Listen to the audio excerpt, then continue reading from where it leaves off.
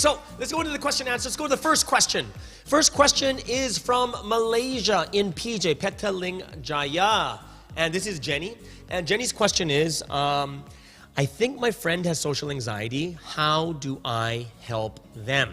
Okay, great question.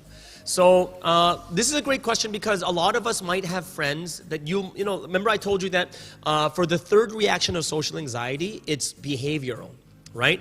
And this is not something they notice, but people will notice them.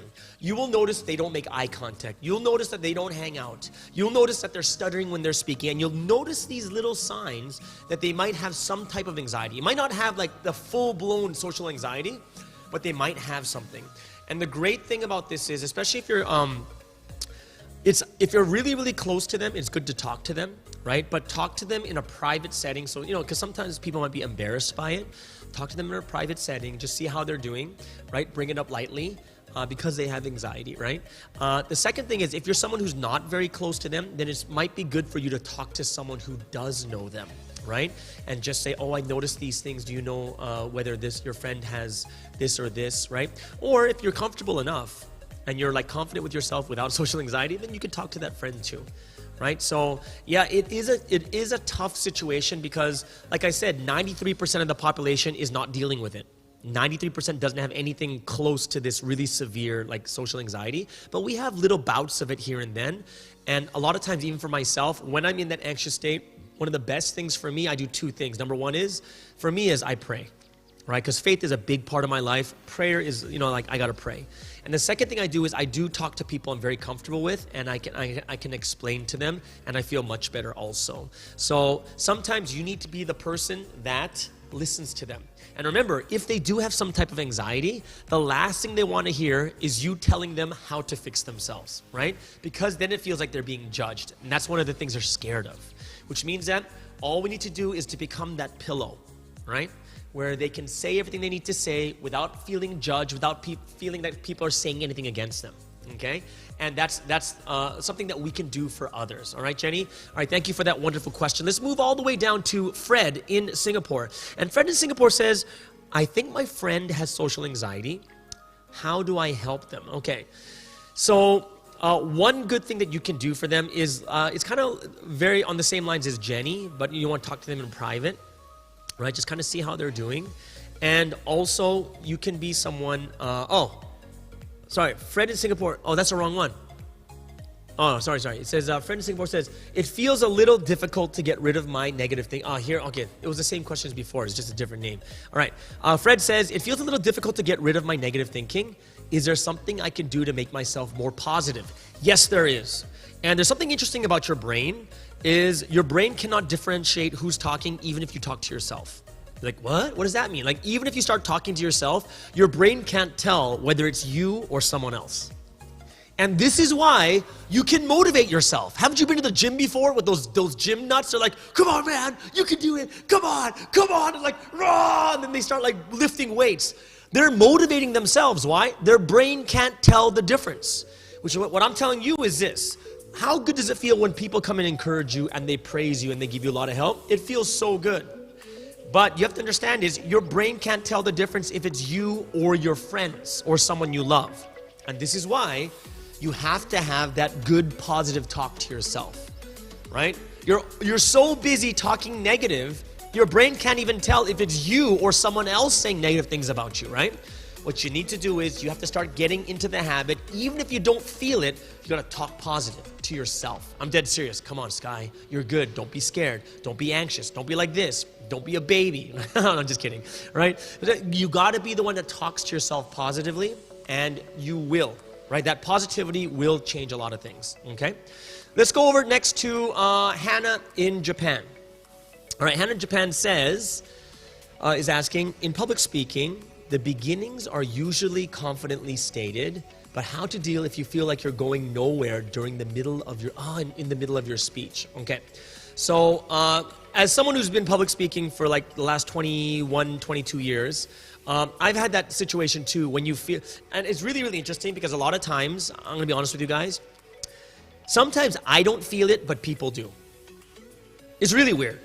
Like even in public speaking, I'm speaking, I know all the points I'm gonna make, and even when I say it, it feels like I'm not like what's going on. And part of it has to do with sometimes you're thinking like no one's responding, no one cares, no one's listening to what I'm saying. So then you feel like you're losing power in your speech. No matter what, go through it, right? Go through it knowing that you're not like, one thing you can't do is you can't control people to laugh or control people to be inspired.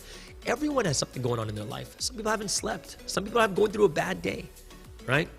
So yeah, you're confident in the beginning, but you feel like you're going nowhere during the middle of your speech can mean one of two things. Like, well, three things. Number one is you're not adequately prepared. And if you're not prepared, the hard part is you don't know what to say next, right? And then you're like, oh my gosh, what do I do?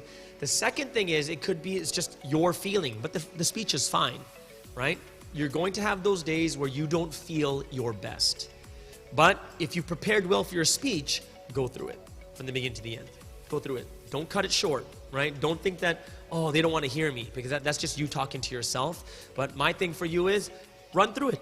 Go through it. You've already done everything in your speech. Go through it. We don't want to read people's minds, because you know, especially like kids these days, or they have bad body posture, so it looks like they're not listening, but they're listening. But they're just listening in a really weird way, right?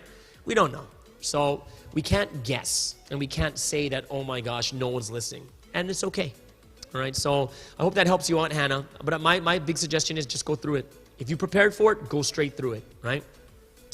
Let's go over to Nikita in the Philippines. Nikita in the Philippines asked, how can I get rid of this awkwardness of mine? I think some people may have misunderstood me because of it. Okay, so I'm not sure like what kind of awkwardness it is, right? Because some people have a physical awkwardness. It's like, hey man, how's it going, right? And it's kind of awkward if you come in like that, right? That's physically awkward. There are some people who are socially awkward, like they don't know what to say, like hi. And people are like, okay, what's going on? And there's different types of awkwardness, but the best way to prepare for awkwardness is be prepared. Which means this: if it's a social situation, my example would be prepare in advance things you want to say. Things you want to say. Questions you want to ask. Prepare them ahead of time. Yeah, really prepare them.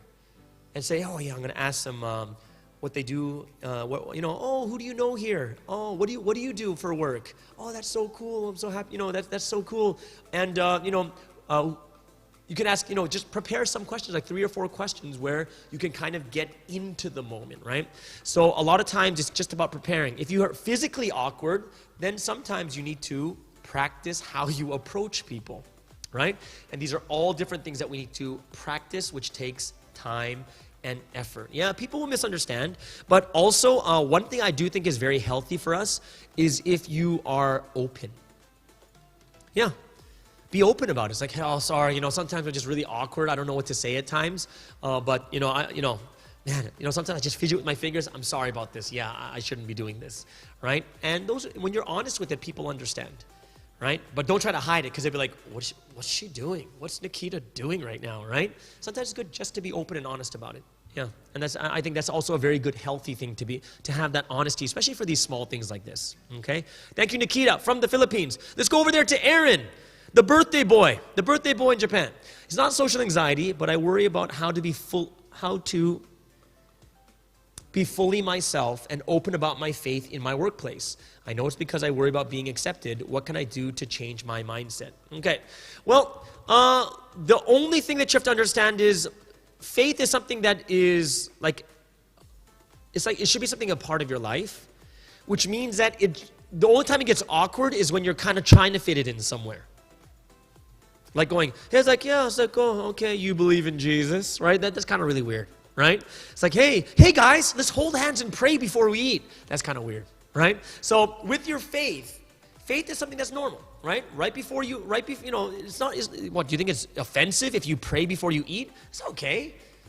It just shows that I have faith. Yeah, I pray, and you start eating your food, right? You don't really have to say stuff. There's no need to say things, right? Sometimes your actions will show that you're a person of faith. You don't need to bring it up. You can say, hey, what you doing on the weekend? It's like, oh yeah, well on Saturday I'm going to be playing sports, this, and this, and then on Sunday I go to church. It's like, oh, and that's it, right? So being open about your faith doesn't mean that you're talking about it all the time. And you don't have to, right? Because that's when things could get awkward, right? Faith should be a natural thing, a natural process where eventually people ask, oh, you pray? Oh, really? You go to church? Yeah, I go to church. And that's done. Then they already know. There's no need for you to like be open, like, hey man, you should come to church with me. Because that could get awkward in the workplace, right? So being open about your faith doesn't mean you're talking about it all the time. That's not being open about your faith, right? There's a time and place for everything, right? In your workplace, it's work, right? And it's not something where you're going to be like, blah, I'm going to church. No, you just got to live the life you got to live, right? You got to pray before you eat, pray before you eat. Right? If you Sunday I can't go, got church, then you got church. But you're not pushing it on other people, right? Because one thing I know when it comes to faith, faith is not something we push on people. Faith is something that people receive, right? Okay. Thanks, Aaron in Japan. Let's move over next to Janelle in the Philippines. Wow, a lot of Philippine people. I've always struggled with making eye contact while talking to other people. How can I okay. This is a good one because this is one of those behavioral habits and it may not even be anxiety, social anxiety, right?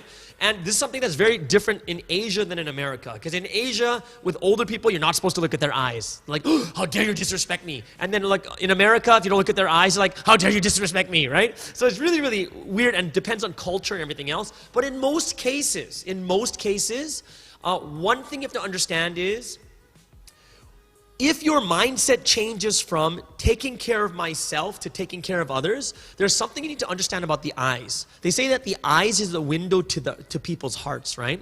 If you really want to take care of someone, if you really want to take care, and your mind switches to taking care of other people, you want to look at their eyes. Why? Because a lot of information comes from their eyes, right? A lot of times we don't know the situation, but people can tell a lot of things through their eyes. Right? And this is why it's a very, very good thing for us to switch the mindset of not, oh no, I'm nervous, but you're trying to help people now. When you're trying to help people, you're looking at, oh, how are they doing?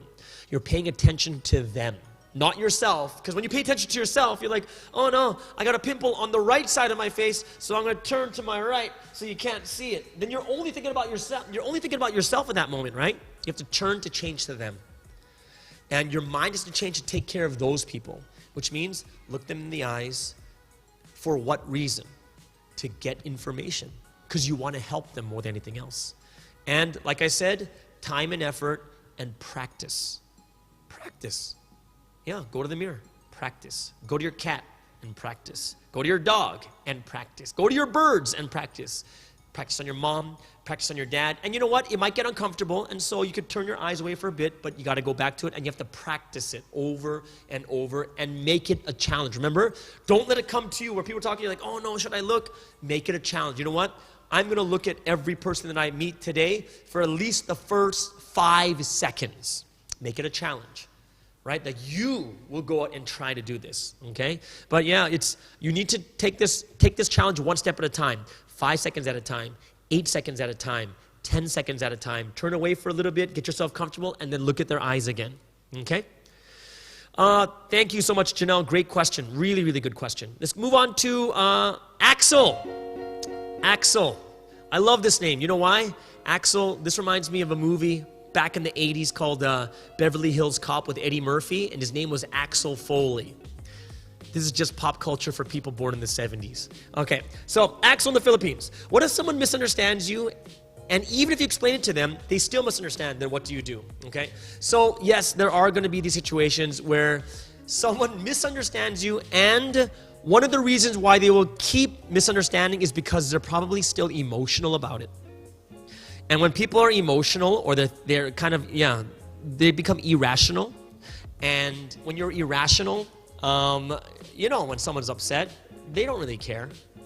They're just going to be upset the whole time. So even sometimes when you explain it, they're not even listening to you.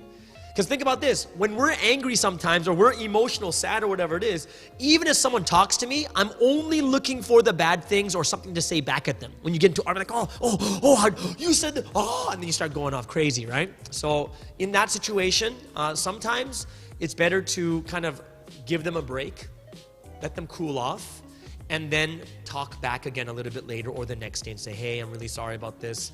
I was thinking about this, and I hope that, you can accept my apologies. I never meant it like this, but this is what it was. And then, sometimes, a lot of times it will get better, and there will be some times where it still doesn't get better. But as long as you do your part to your best of your ability, then you should feel comfortable with yourself, like, hey, I did my best, and I apologize multiple times. Yes, and it didn't work out yet, but hopefully, you can do enough to be comfortable with yourself, saying, you know what, I did the best I could, but it didn't work. Okay, yeah, that's a tough situation. Okay, thanks, Axel, over there in the Philippines. All right, Norah in Singapore. Norah asks, how can I start conversations?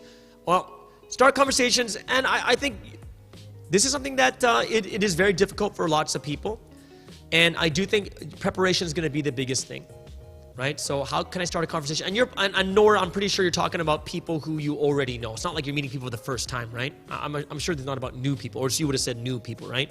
So how do you start conversations? One thing that you could do is you could look in the news, right? Have a topic to prepare yourself for a topic. Another thing is you can prepare some questions, right? See how things are going, right? You can help someone out, right? Which means that the conversation has to happen because you're helping them out, right? There's multiple things you could do to prepare for it. Prepare questions, right? Or research some kind of things that are happening in your company or in the world, and you can bring those up as conversation topics, right? And everything always starts off general, like, hey, how's it going? Everything's going okay? Yeah, hey man, did you hear about what happened yesterday? Oh, what happened? Oh man, some crazy thing happened just outside. Oh, I didn't see it. Yeah, it was pretty brutal. Oh, you didn't see it? Oh yeah, and then you kind of bring in the different conversations. Right? Hey, what you doing for lunch? Oh, you gonna go out for lunch? Oh yeah, why don't you come join us? Like me and a couple of friends are gonna go out for lunch too. So it's something that you can look at and prepare yourself really well for it. Like if you have a hard time with it, prepare yourself, have a topic ready, and have questions ready too, like follow-up questions. And one thing I tell you is this: there is one topic that everyone is good at talking about, and you know what it is? Themselves. It is, right? So when you ask questions about them, then people are very, very willing to talk. And just listen carefully so you can ask up follow-up questions, right, too. So I hope that helps you out, Norah. Okay, so let's get into the quiz for the free bubble tea for this week. And the question is, which Korean movie won 4 awards at the Oscars this year? This happened right before. Korean movie, it won 4 Oscars. It sounds, or it could be close to pandemic, but a little bit different than that, maybe. Do. So what's gonna happen is, everyone write your answers down, and I have a magic number. I have a magic number in here, and with this magic number, we're gonna choose that number of the person who answered the question right, okay? And then those 2 people, whether it's on Facebook or YouTube, will get that bubble tea for the week. All right, so let's get into the last question of the day from Ichigo in Korea. Ichigo in Korea asks, even when I tried my best to help people to feel better, but it wasn't effective, now I lose my confidence and can't believe in myself. What should I do? Okay, so you tried your best to help people to feel better, but it wasn't effective. Okay, so now we're looking at 2 different things right now. Okay, one is you're trying to help people, but it's not effective, right? Second one is losing your confidence and you don't believe in yourself, right? Now, the thing you have to understand, Ichigo, is those 2 things shouldn't be connected. They shouldn't be connected with each other, right? You helping people is just helping them, right? It's not really about your confidence. It's because I want to help people because I care about them. I don't help people because I'm trying to help. I'm helping people because I really care about people. So when I really care about them, I help the best I can. I didn't help. We laugh about it. It's like, oh, I'm sorry, I was trying to help, but it didn't really work out. And we laugh about it. Right? But self-confidence is a little bit different than going out and helping people and not working, right? Because helping other people, the one thing to understand is people are not controllable, okay? You can influence people, but you can never make people do things. You know what that means? It means that that means is when you're going to help someone, yep, you can say a bunch of different things, right? It's like, hey, help, and you're trying to help them out. It might not work. Why? Because sometimes people are in just a really, really bad mood and we can't really change how they're doing. But we tried our best and people do appreciate it. On the flip side, if it's something about that is about something I do, I myself am doing it, right? And I keep trying over and over and over again. It's like, oh, and they're like, oh, I feel like, oh, I'm losing, I can't believe in myself. Well, the thing you have to understand is, go back to that verse we shared today in Proverbs chapter 24, verse 16, is though the righteous fall down 7 times, they get up. Which means that you have to understand, in life, everything that we do, nothing will be done in the first shot. Nothing will be done in the first shot. Sometimes it takes you 10 times. I'm sure, like, think about this. How many times, if you were to take the same attitude when you learned how to walk, would you be walking right now? Right? It's like, oh no, I tried to help people 10 times, didn't work. When you learned how to walk, you know how many times you tried? Probably 1,000 times before you started walking, right? That's the mentality we need. It's not about, oh, I have to do it right away, and I have to be so good helping people right away. No, even helping people takes practice. It does. And we need to put the effort and time in to help people in this way, okay? So, don't get down. Right? The people that fall 7 times get up 7 times, and they get up and do it again and again and again. People can't really control them.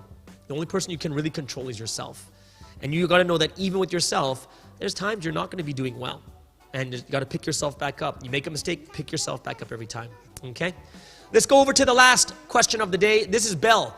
Belle Kaur, all the way over there in Kuala Lumpur. And she's asking, I have this anxiety when I'm around toxic people, as they kind of enjoy saying bad things about people. Oh my goodness, I know what you're talking about.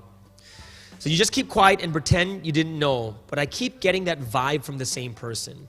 And you couldn't avoid meeting them since we share the same workplace, right?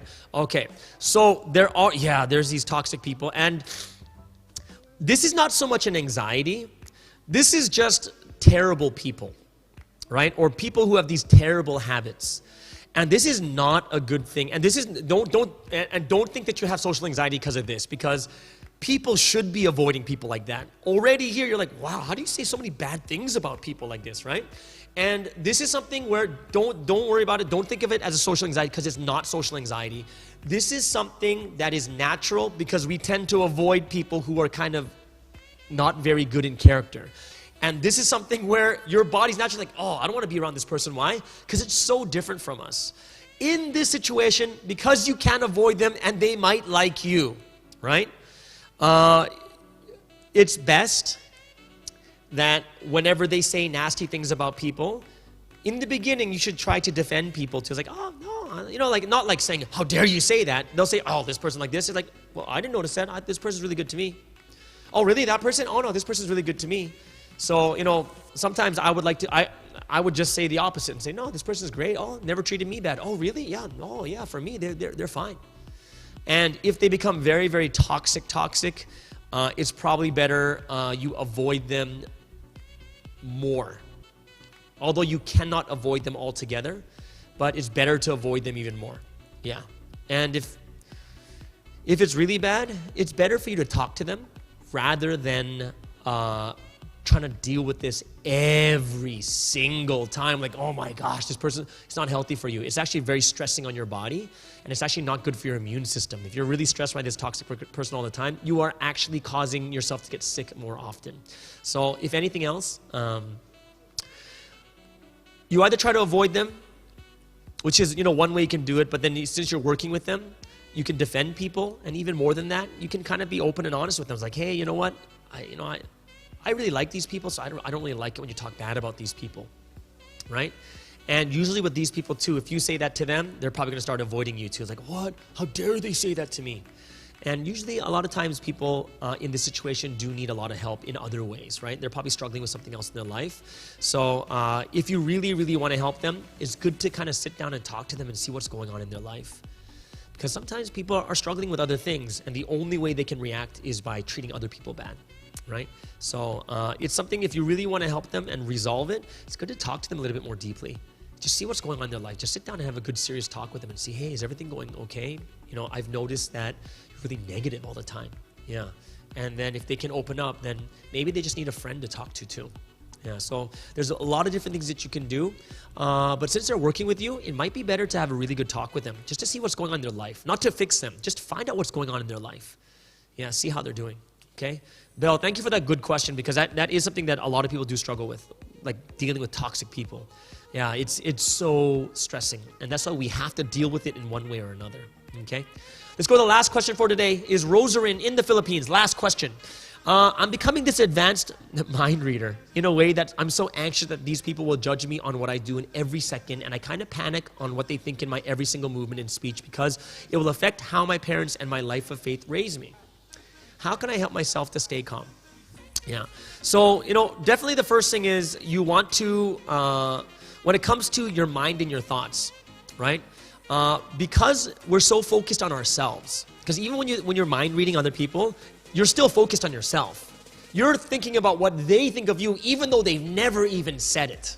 They haven't even said it, but you're focused on yourself, actually. And that's why you need to start reaching outwards and start taking care of other people, right? Start taking care of people. Make it a mission of yours to take care of other people, help them out, see how they're doing, right? Help others. And this is the first thing that I do suggest for you. Because we're so focused on ourselves, it's kind of like, it's not arrogance or anything like that, but you're so self-centered at that moment. You're self-absorbed, right? You're thinking only about yourself and what all these people think of you. And the best way is, you're not going to change yourself. You're not going to stop thinking about yourself, but you have to start thinking about other people more than yourself, right? And the best advice to start off first is start helping people out. Like, really help them out. When you help people, it's hard to say something bad about someone that helps you. It's really hard. Help people out, right? And a lot of times you're going to realize that what you think is just what you think. So put positive thoughts into your mind, keep talking positive to yourself, and start helping people more than anything else. Try it out. Practice it a little bit. It's hard. Practice it. There is nothing that is going to come free and easy. Time and effort. All right, so that is the end today.